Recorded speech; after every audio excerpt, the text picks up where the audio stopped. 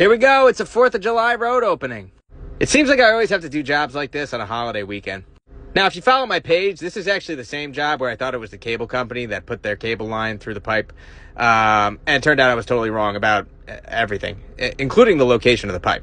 So was the other guy who was out before me, which made it extra confusing. But we dug it up, we found nothing, and then we did another location, and then I had a third party come out and do another location, and we found it in the street. So we had to do the whole political rigmarole, you know, you go cry to the engineer and the road department and all this other stuff. And we got the permission to dig it up, and we found PVC under the ground, and look what we found here. So we got Schedule 35 white pipe, and then SDR 35 green pipe.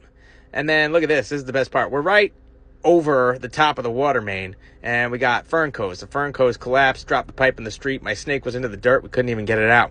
We wound up cutting the thing into pieces and just leaving part of it into the ground. So I cut it out, and here is the part that I actually do the work. So I'm opening up a can of Odie heavy-duty glue, and very carefully in my OSHA-approved safety goggles that I forgot that I was wearing, I went ahead and I put some adapters, because we're going to put Schedule 40, because they always give us crap about Schedule 40, but they never make any of the builders put it in.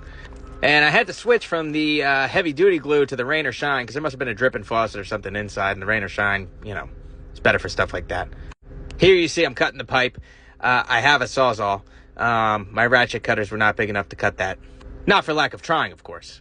And I put this together. It turned out I had to use a Fernco. I used the Fernco and I put cement underneath it. Then we had to sit around and wait for an inspection. But once that was all done, we got to backfill and we bedded it with DGA. We put a little bit of the fill back, and then we just did DGA for the rest of it, compacted. This guy Bobby is really good. You know, he does a really good job at this type of stuff. He just recently closed on a brewery, so he's living his dreams. He brews a beer. It's called Esker Hart.